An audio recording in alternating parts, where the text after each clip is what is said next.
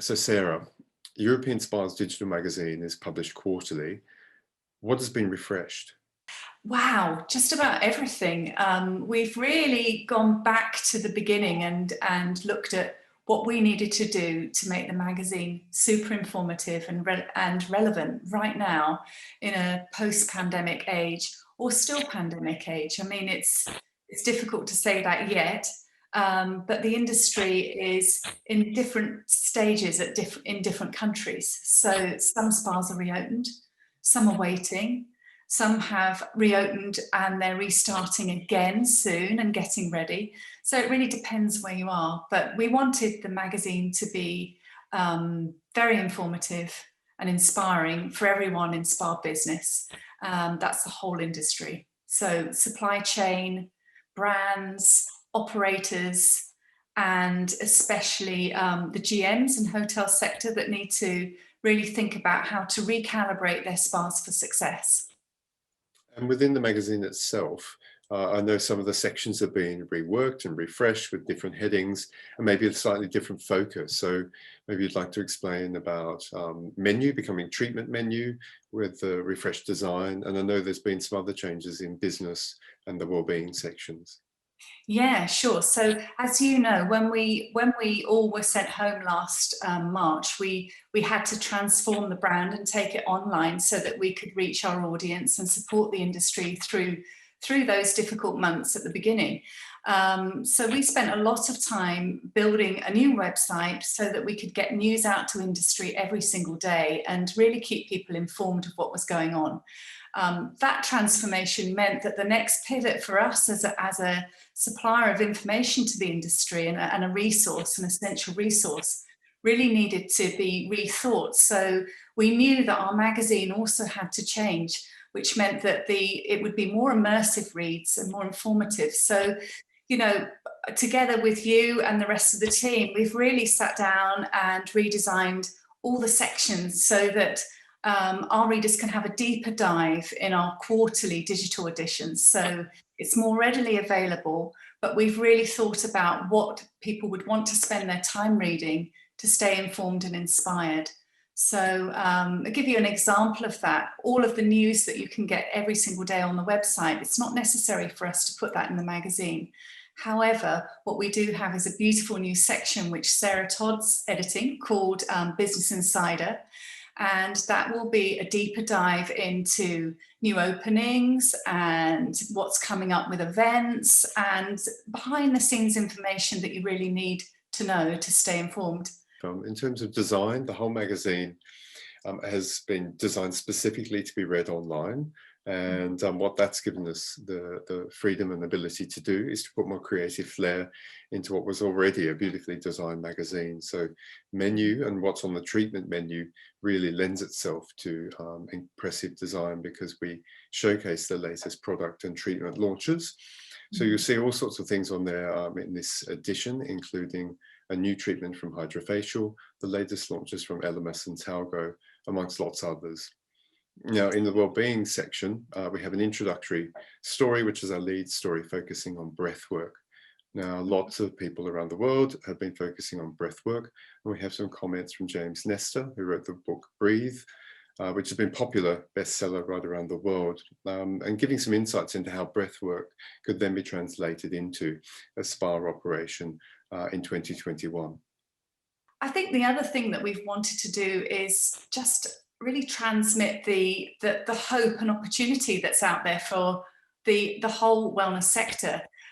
Because we know that people are looking at well-being in a completely different way and prioritizing it in a different way. So, you know, I've been very excited the last few months talking to all of the brands supplying the spas about how they have pivoted their offers to really help them succeed.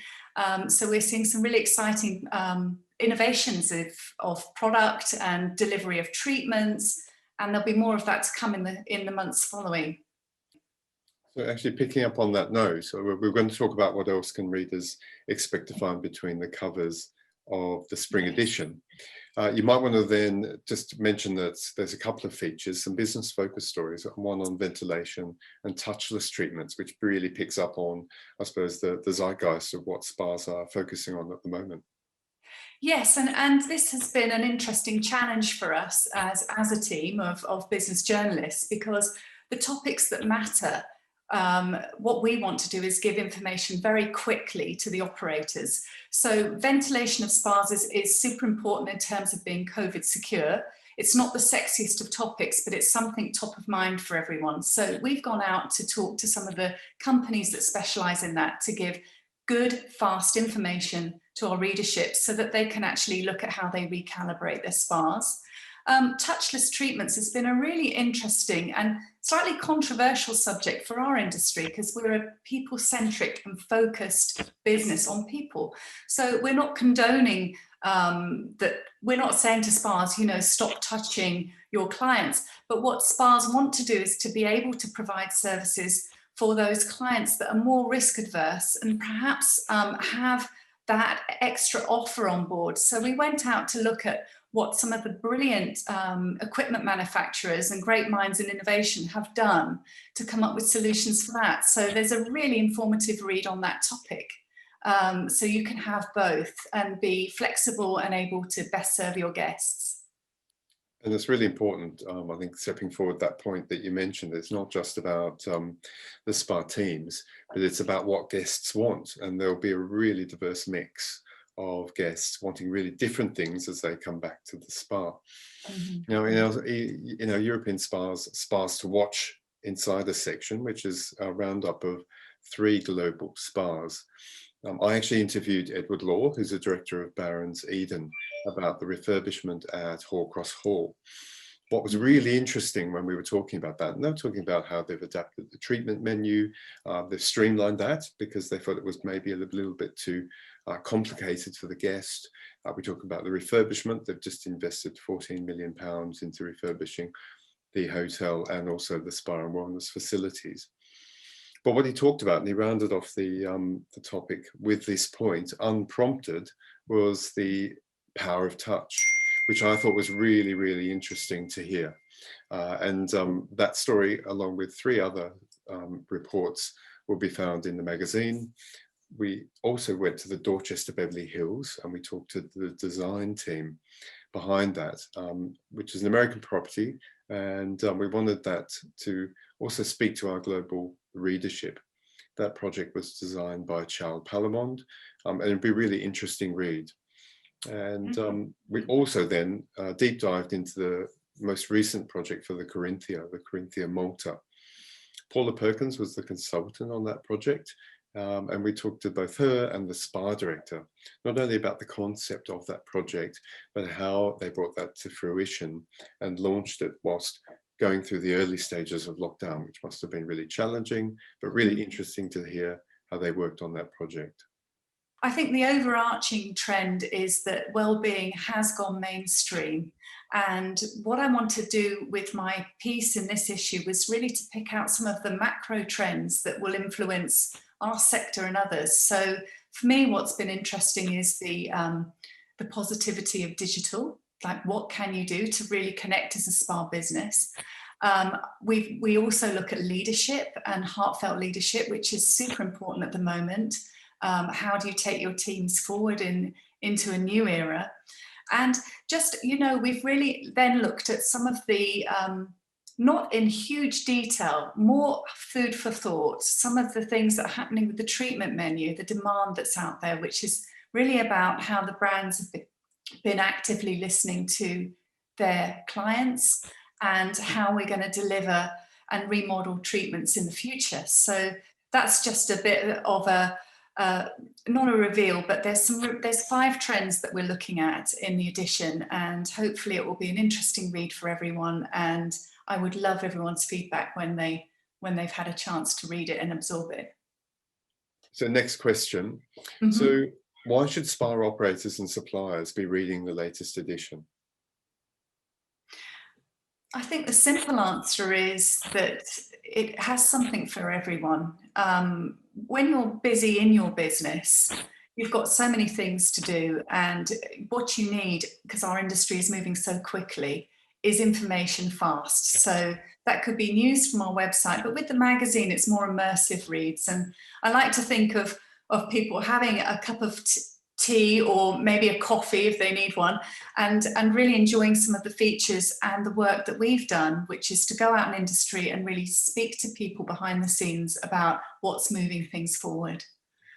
European Spar magazine also has a dedicated team of Spar journalists who have the highest standards of editorial quality.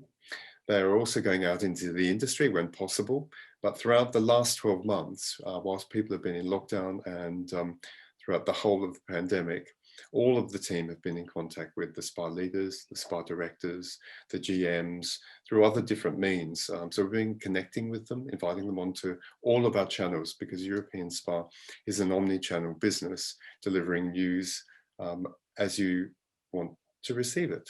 Mark, I think I'm very proud of the team at European Spar because of the dedication we have for industry. And it's so important, because to create the best content, you've really got to understand your subject, spend time on it, and most importantly, feel passionate about it. And, you know, I don't know a team that's more passionate about Spar than our team. And I really believe that the years and years that we've put into reporting on Spars have really come into their own now, because this is when it really matters. That if you're going to spend time reading something, and we're asking readers to take time to read the magazine when time is so precious, then it needs to be something worth reading. So I'm super proud of our journalistic standards, but also I think that as a wellbeing community worldwide, we all need to pull together.